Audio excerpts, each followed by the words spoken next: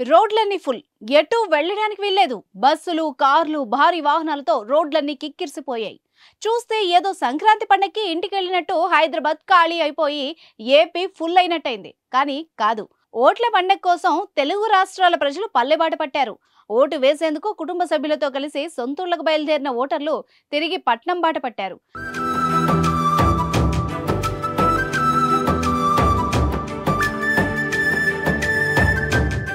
తాజాగా బస్సుల్లో, కార్లలో హైదరాబాద్ కు తరలి వస్తున్నారు. ఈ క్రమంలో రోడ్లన్నీ ఫుల్ అయ్యాయి. బాధ్యతతో ఓటేసి వస్తున్న ప్రజలకు ట్రాఫిక్ జామ్ కష్టాలను తెచ్చిపెట్టింది. మంగళవారం ఉదయాన్నే ఆఫీసులకు, ఉద్యోగాలకు వెళ్దామని అనుకున్న ఉద్యోగులు కార్లలో, బస్సుల్లో చిక్కుకుపోయారు.